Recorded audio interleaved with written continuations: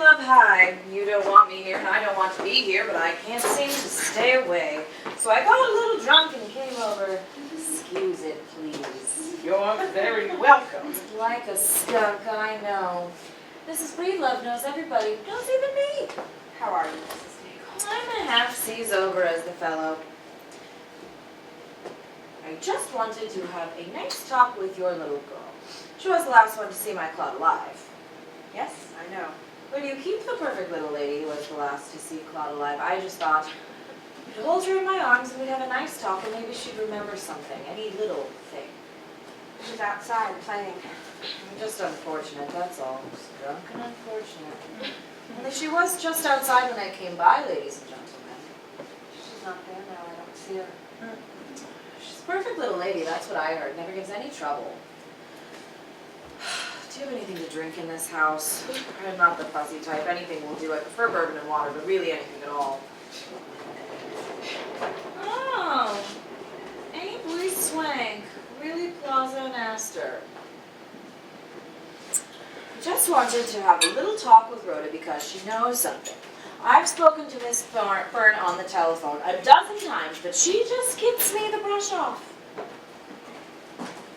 Oh, are you all right there? I'm not intoxicated in the slightest. Kindly don't talk down to me, Mrs. Penmark. I've been through enough without that. Mother, I brought back change. Very well. Mrs. Daigle wants to see you. So this is your little girl. Claude spoke of you so often and in such high terms. You're one of his dearest friends, I'm sure. He said you were so bright in school, so you're Rhoda. Yes. Come, let me look at you, Rhoda. Now, how about giving your Aunt Hortense a big kiss? You were with Claude when he had his accident, weren't you, dear? You're the little girl who was so sure that she was going to win the penmanship medal and who worked so hard for it. But you didn't win it, did you, darling? Claude did, didn't he? Now tell me this. Would you say it was fair that Claude won the medal? Would you say he won it fair and square, or would you say he cheated? These things are so important to me now he's dead. Would you say it was fair that Claude had the medal? Because if it was fair, then why did you go after him for it? I want my popsicle. Rhoda, if you're going to come shopping with me, we'll have to leave now. Mr. Peterson is going to show us his collection. Right now. Well, we're late as it already is. Just bring your popsicle. We can wash it upstairs. Well, I must say. They do have an appointment. Oh, I'm sure they do. Well, practically sure, anyway. Of course, I didn't know Rhoda had all these social obligations. I thought she was like any little girl who stayed home and minded her mother and didn't go traipsing all over town with important social obligations. I'm sorry I interfered in Rhoda's social life. I'm sorry, Christine. I offer my deepest apologies, and I'll apologize to Rhoda, too, when I can have an interview with her. You haven't interfered at all. I wasn't going to contaminate Rhoda in the slightest degree, I assure you. Hello? Yes, speaking. Hello, Mr. Daigle? Yes, she's here. Not at all. Did you tell him I was drinking and making a spectacle of myself? Did you tell him to call the patrol wagon? You heard what I said. I said only that you were here. Your husband's in the drugstore on the corner. I was just going to hold her in my arms and ask her a few simple questions. Perhaps another time would be better. You think because I'm lit, but I am not lit in the slightest degree, I assure you. Rhoda knows something that she hasn't told, and you'll forgive me for being presumptuous. I talked to that guard, remember? It was a long, interesting conversation, and he said that he saw Rhoda on the wharf just before Claude was found among the pilings. Rhoda knows something that she hasn't told. You know what you're thinking. You're thinking, how can I get rid of this pest? You may fool some with that mealy mouth, but you look like Ned in the primer to me. Then perhaps you'd better not come here again. I wouldn't come here again for $1 million laid out in a line. I wouldn't have come here this time if I had known about all of Rhoda's social obligations. I won't wait for Mr. Daigle. I'll go home by myself. I know where I'm not wanted, and I'm not wanted in a place where people have all these social obligations, if you get what I'm saying. You're looking rather sick and sloppy. Come by my house sometime for free beauty treatment. If you're pressed for ready cash, it won't cost you a nickel.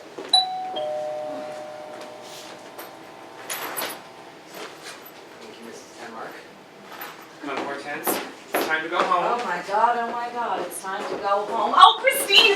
Christine, you know something, and you won't tell me! Come along.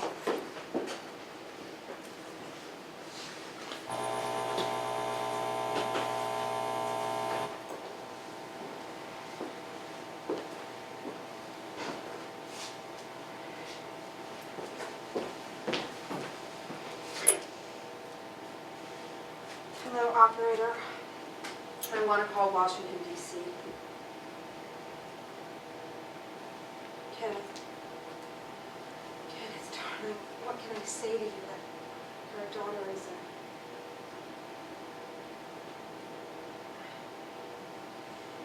Never mind, operator. Just cancel the call.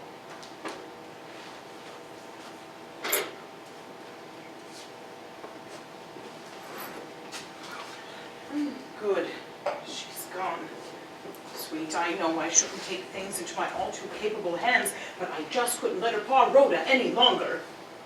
Mr. Daly came for her.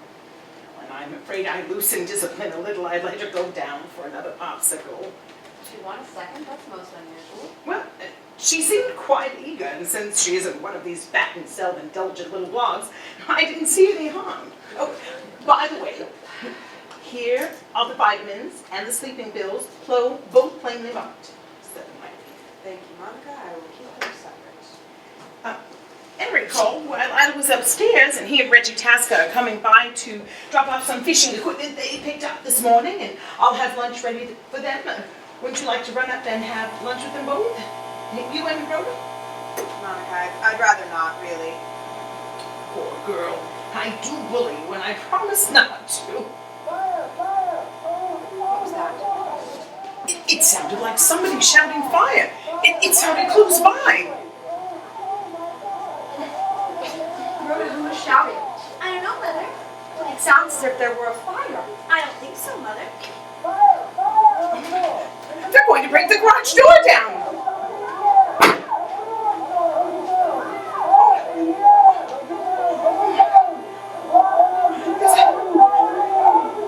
There's a man on fire. His hair is burning. His clothes are burning. Oh my God, Emery's there and Reggie too. Oh God, it's too late. He fell before he got to the pond. He's just surprised. Oh my God, whatever can be done will be done. I should have known this was coming. I should have known. How can I be so blind? Thank God Rhoda was in the den playing piano and heard none of this. Fire was in the garage where Leroy was. There's nothing we can do. This time I knew it was coming. God, tell them to stop screaming. It won't help to scream. I do, Christine, you're not making any sense. Tell them to stop screaming and tell them to stop the piano and stop the screaming. I can still hear it, Monica. The man is still screaming. He was just screaming and the piano's going on and on. He's just dying in fire. I'm just screaming. I know, Screaming, the man's screaming. I don't want to see anybody. No, wait, dear. It must be Emery and Reggie, dear. Goodness, thank goodness. Oh, dear. Is everyone all right? Oh, gosh. Well, we thought you'd be here. There was a flare-up in the garage. We put it out, but Leroy... Never mind. It's all right. You can say about Leroy. I saw him burning. I saw him run down the walk and die. Could he be any worse than that? Sounds like you've seen the worst of it, Mrs. Denmark. Seems as though Leroy fell asleep in a bed made of ex-Chelsea. His cigarette lit the stuff on fire. He seltzer burns like gasoline when it's dry. Yeah, well, you better leave me alone with Christine for a minute. Sounds like the ending. We can take care of that.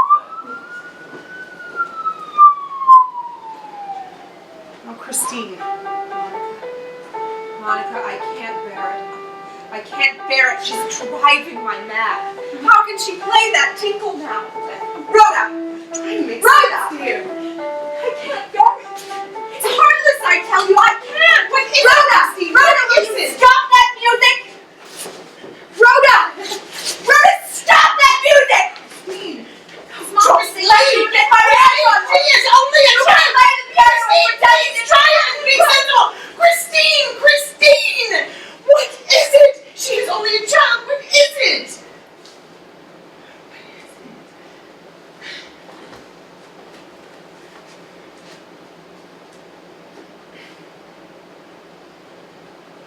It isn't what she's done, it's what I've done.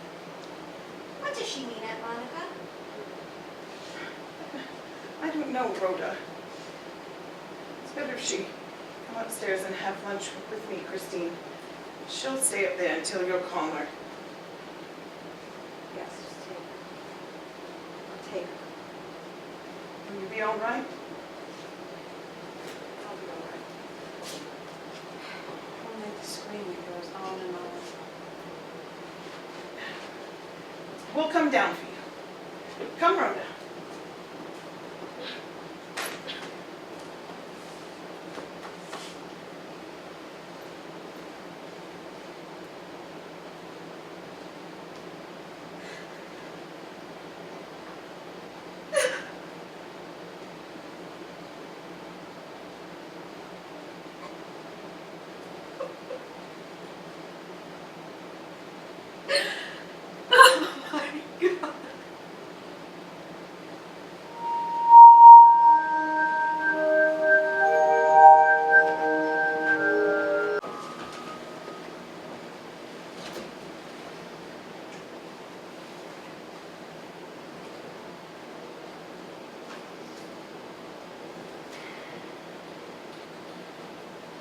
Polly put one toe out from under the covers to find out how cold it was, and it was nipping cold. She remembered why she had wanted to wake up and got out of bed very softly, shivering and pulling on her dress and her stockings. She had never seen a Christmas tree decorated and lighted the way they are at Christmas in houses where children have fathers and visit hard times. She had promised herself that she would see one. You have some new vitamins to take tonight. New ones? Yes. Are those vitamins? Yep. May I see them, please? Yes. There's some Monica sent out Oh, okay, Mommy. I think Monica likes me. for us. Sure she does. Do you love me, Mommy? Yes. Do you know about Leroy? Yes. You told me to put my shoes in the incinerator, didn't you? Yes. What did you do with the metal? I drove out to Benedict today to see Miss Fern. I made an excuse to go out on the pier alone, and I just dropped the metal in the deep water there. Mommy, Leroy said he had my shoes, and that he was going to give them to the police and tell on me, and that they'd put me in the electric chair. So I had to... Yes. Will you read more now? Yes, but first you have to take this. So many? They're a new kind. I have to take them too. I like apricot juice. Doesn't even need any ice.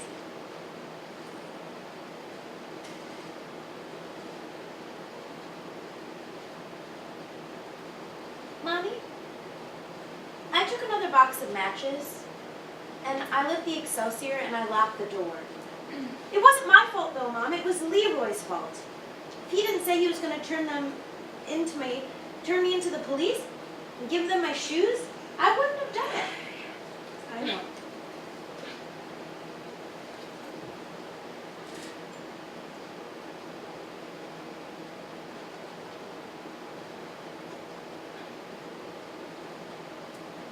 There.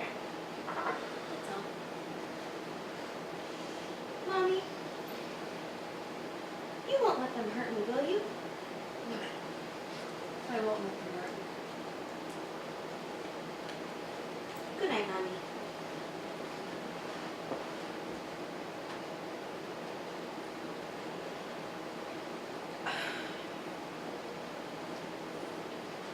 When Polly was all dressed, she found her shawl and crept very quietly out the room and out the front door. The door creaked, and she waited and listened, but nobody woke up. She closed the door carefully and looked at the bright moon and the shining cold snow. Carters must have a tree. They lived 2 blocks away, and if they left the curtains open, you could look in and see it. If only there weren't any dogs. Polly walked carefully on the hard snow on the walk, keeping the warm shawl close around her. It was further than she remembered to the Carter's house, but she could see that there were lights in the windows. She came near it, only making a little creaking noise on the snow, and stood for a while in front of the house before she dared go near. Then she gathered all her courage and walked across the yard, her shoes sinking through the crust. The Christmas tree was right in the front window, and the lights were out of the house, so she could see the fruits and bells and strings of popcorn and candy and the silver star at the top. Rhoda, dear, Rhoda, dear, you are mine, and I carry you, and I can't let them hurt you. They will put you in some kind of institution and lock you up. Nobody can save you from that unless I save you. So, sleep well and dream well, my only child and the one I love. I shall sleep too.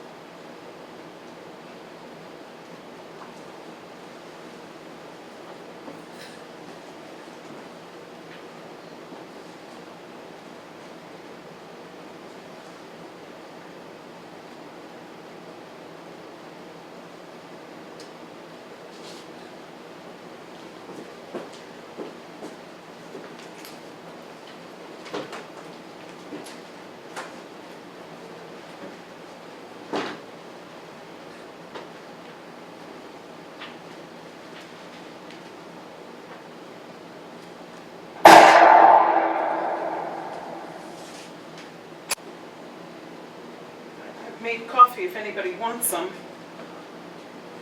It's a thought. I'm in favor. Kenneth, coffee? No, thank you. So now I'm in this space living without her. Somehow I thought I could almost believe she was still with me. So they lowered the coffin into the earth and I knew I'd never see her face again. And now the earth is empty. And I'm empty. She left us all feeling pretty much the same way. But why did she do it? Why in God's name would she do such a thing? She wasn't unhappy when I left. She was closer to you than anyone else lately, Monica. Did she say anything that was any kind of reason? I've gone over and over everything she said until I'm almost distracted. It doesn't seem to fit any kind of pattern, and I've talked to everybody who knew her that just incredulous and shocked. There doesn't seem to be any reason at all. No. There was a reason. Christine didn't do things without a reason. Her father died suddenly, you say? Well, he suffered a series of attacks. I assume the news of Christine's death took a final toll on his heart.